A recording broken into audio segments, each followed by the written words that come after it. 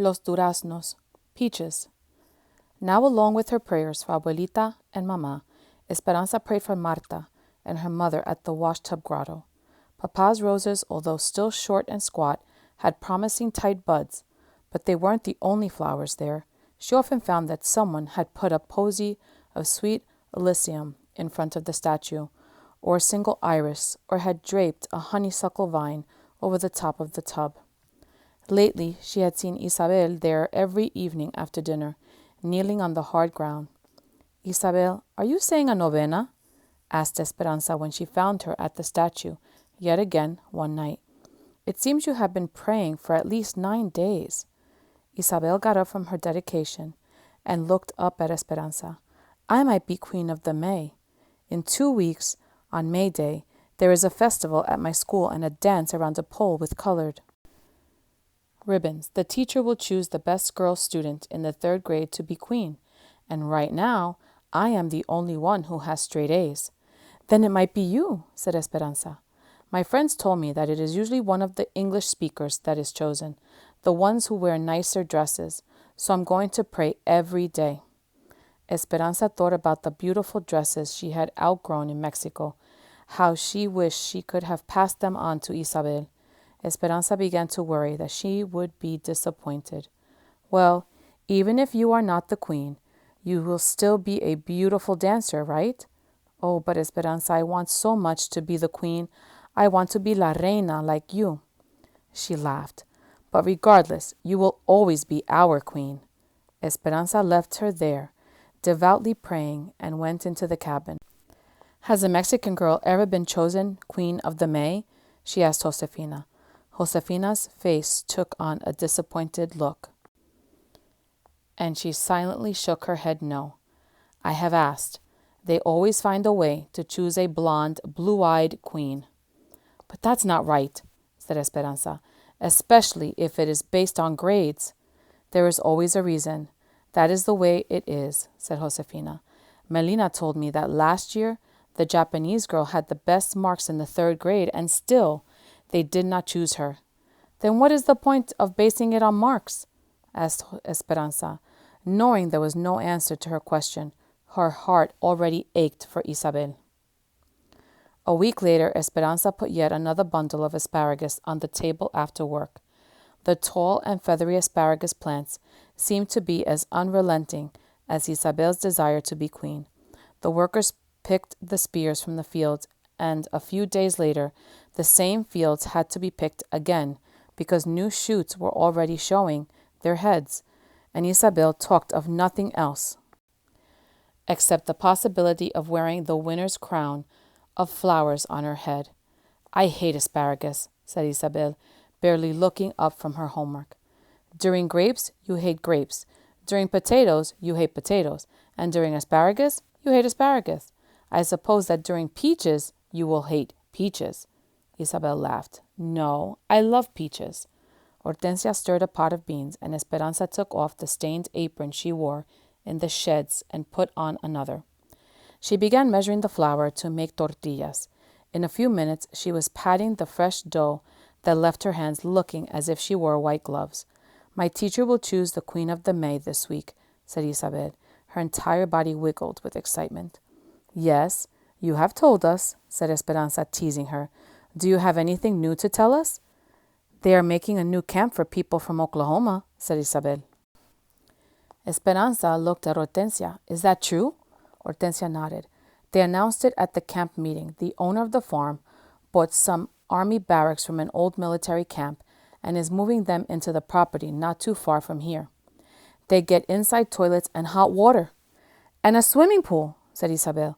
"Our teacher told us all about it, and we will all be able to swim in it." "1 day a week," said Hortensia, looking at Esperanza. "The Mexicans can only swim on Friday afternoons, before they clean the pool on Saturday mornings." Esperanza pounded the dough a little too hard. "Do they think we are dirtier than the others?" Hortensia did not answer, but turned to the stove to cook a tortilla on the flat black comal over the flame. She looked at Esperanza and held her finger to her mouth, signaling her not to discuss too much in front of Isabel. Miguel walked in, kissed his mother. then picked up a plate and a fresh tortilla and went to the pot of beans. His clothes were covered in mud that had dried gray. "How did you get so dirty?" asked Hortensia. Miguel sat down at the table. A group of men showed up from Oklahoma. They said they would work for half the money, and the railroad hired all of them. He looked into his plate and shook his head. "Some of them have never even worked on a motor before. My boss said that he didn't need me, that they were going to train the new men. He said I would dig ditches or lay tracks if I wanted." Esperanza stared at him, her floured hands in midair. "What did you do?" "Can you not tell from my clothes? I dug ditches." His voice was sharp, but he continued eating as if nothing were wrong. "Miguel, how could you agree to such a thing?" said Esperanza. Miguel raised his voice. "What would you have me do instead? I could have walked out, but I would have no pay for today. Those men from Oklahoma have families too. We must all work at something or we will all starve." A temper Esperanza did not recognize raged to the surface. Then, like the irrigation pipes in the fields when the water is first turned on, her anger burst forth. "Why didn't your boss tell the others to dig the ditches?" She looked at the dough she was holding in her hand and threw it at the wall. It stuck for an instant and then slowly slid down the wall, leaving a darkened trail. Isabel's serious eyes darted from Miguel to Esperanza to Hortensia. "Are we going to starve?" "No," they all answered at the same time. Esperanza's eyes were on fire. She stamped out of the cabin, slamming the door, and walked past the mulberry and the chinaberry trees to the vineyard. She hurried down a row, then cut over to another. "Esperanza!" She heard Miguel's voice in the distance, but she didn't answer. When she got to the end of one row, she moved up to another. "Ansa!" She could hear him running down the rows, catching up with her. She kept her eyes on the tamarisk trees in the far distance and walked faster. Miguel eventually caught her arm and pulled her around. "What is the matter with you? Is this the better life that you left Mexico for? Is it? Nothing is right here. Isabel will certainly not be queen no matter how badly she wants it because she is Mexican. You cannot work on engines because you are Mexican. We have gone to work through angry crowds of our own people who threw rocks at us, and I'm afraid they might have been right. They send people back to Mexico even if they don't belong there, just for speaking up. We live in a horse stall, and none of this bothers you. Have you heard that they are building a new camp for Okies with a swimming pool? The Mexicans can only swim in it on the afternoons before they clean it. Have you heard they will be given inside toilets and hot water?" "Why is that, Miguel?" "Is it because they are the fairest in the land? Tell me, is this life really better than being a servant in Mexico?" Miguel looked out over the grapes, where the sun set low on the horizon, casting long shadows in the vineyard. He turned back to her. "In Mexico, I was a second-class citizen. I stood on the other side of the river, remember? And I would have stayed that way my entire life. At least here, I have a chance, however small, to become more than what I was. You obviously can never understand this because you have never lived without hope." She clenched her fists and closed her eyes tight in frustration. "Miguel, do you not understand? You are still a second-class citizen because you act like one. Letting them take advantage of you like that? Why don't you go to your boss and confront him? Why don't you speak up for yourself and your talents?" "You're beginning to sound like the strikers, Esperanza," said Miguel coldly. "There is more than one way to get what you want in this country. Maybe I must be more determined than others to succeed, but I know that it will happen. Aguántate tantito y la fruta caerá en tu mano." The words stopped her as if someone had slapped her face. Papa's words. "Wait a little while and the fruit will fall into your hands." But she was tired of waiting. She was tired of Mama being sick and Abuelita being far away and Papa being dead. As she thought about Papa, tears sprang from her eyes and she suddenly felt weary, as if she had been clinging to a rope but didn't have the strength to hold on any longer. She sobbed with her eyes closed and imagined she was falling with the wind whooshing past her and nothing but darkness below. Ansa! Could I fall all the way back to Mexico if I never opened my eyes again? She felt Miguel's hand on her arm and opened her eyes. Ansa, everything will work out, he said. Esperanza backed away from him and shook her head. How do you know these things, Miguel? Do you have some prophecy that I do not? I have lost everything, every single thing, and all the things that I was meant to be. See these perfect rows, Miguel? They are like what my life would have been. These rows know where they are going, straight ahead. Now my life is like the zigzag in the blanket on Mama's bed. I need to get Abuelita here, but I cannot even send her my pitiful savings for fear my uncles will find out and keep her there forever. I pay Mama's medical bills, but next month there will be more. I can't stand your blind hope. I don't want to hear your optimism about this land of possibility when I see no proof. As bad as things are, we have to keep trying. But it does no good. Look at yourself. Are you standing on the other side of the river? No, you are still a peasant. With eyes as hard as green plums, Miguel stared at her, and his face contorted into a disgusted grimace. And you still think you are a queen. The next morning, Miguel was gone. He had told his father he was going to Northern California to look for work on the railroad. Hortensia was confused and worried that he would leave so suddenly, but Alfonso reassured her he is determined, and he is 17 now. He can take care of himself. Esperanza was too ashamed to tell anyone what was said in the vineyard, and she secretly knew Miguel's leaving was her fault. When she saw Hortensia's anxiety, Esperanza felt the heavy responsibility for his safety. She went to Papa's roses, and when she saw the first bloom, her heart ached because she wished she could run and tell Miguel. Please, Our Lady, she prayed, don't let anything happen to him, or I will never be able to forgive myself for the things I said. Esperanza kept her mind off Miguel by working hard and concentrating on Isabel. When Esperanza saw a lug of early peaches come into the shed, she set aside a bag to bring home to her. She just had to have them, especially today. As she walked down the row of cabins after work, she could see Isabel in the distance, waiting for her. Isabel sat up straight, primly, with her small hands folded in her lap, her eyes searching the row. When she saw Esperanza, she jumped up and ran toward her. As she got closer, Esperanza could see the tear streaks on her cheeks. Isabel threw her arms around Esperanza's waist. I did not win Queen of the May, she said, sobbing into the folds of her skirt. I had the best grades, but the teacher said she chose on more than just grades. Esperanza wanted desperately to make it up to her. She picked her up and held her. I'm sorry, Isabel. I'm so sorry that they did not choose you. She put her down and took her hand, and they walked back to the cabin. Have you told the others, your mother? No, she sniffed. They are not home yet. I was supposed to go to Irene and Milina's, but I wanted to wait for you. Esperanza took her into the cabin and sat on the bed next to her. Isabel, it does not matter who won.